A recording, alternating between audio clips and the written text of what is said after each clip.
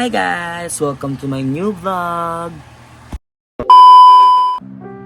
So bago tayo mag-start, I just want to make sure na okay lang lahat. Oo, tama. So ngayong araw, ang pag-uusapan natin diba is about gender equality. So I have a list kung ano yung mga pwede natin pag-usapan dito. And start na tayo. So ano nga ba yung gender equality? Ang gender equality ay tumutukoy sa pagkapantay-pantay ng karapatan at pagtrato sa lahat ng tao anuman ang kanilang kasarian, kabilang dito ang pagkakapantay-pantay sa edukasyon, trabaho, politika at ibang aspeto ng buhay.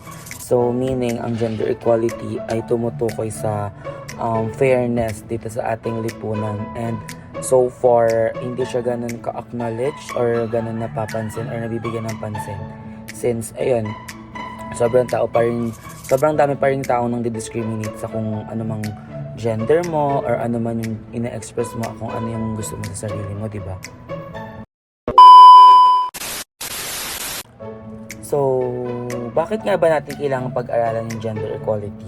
So, mahalagang yung pagkakapantay-pantay dahil susi siya sa isang mas makatarungan at maunlad na lipunan.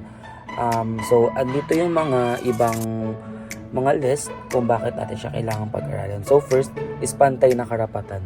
Ang pagkakapantay-pantay ng kasarian ay nagsisiguro na ang lahat ng babae man o lalaki ay may pantay na karapatan.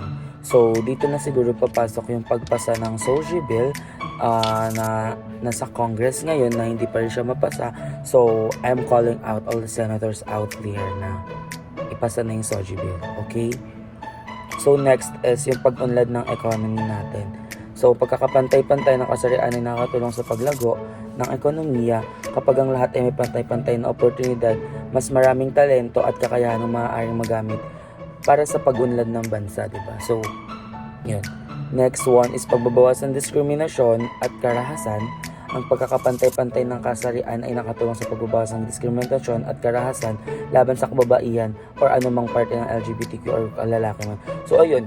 So, dapat natin din malaman yung gender equality because mababawasan nito yung discrimination ng mga tao sa kapwa niya. To, di ba?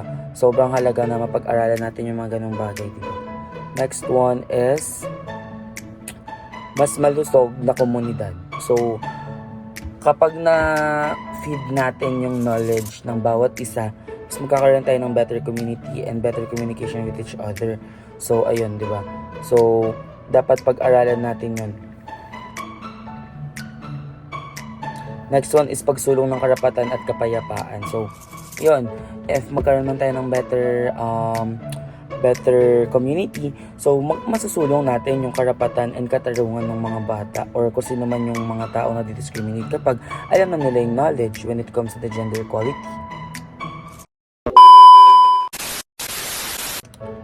So, dadako na tayo today sa pinaka-main topic natin kung ano nga ba yung mahalagang papel ng education when it comes to the gender equality.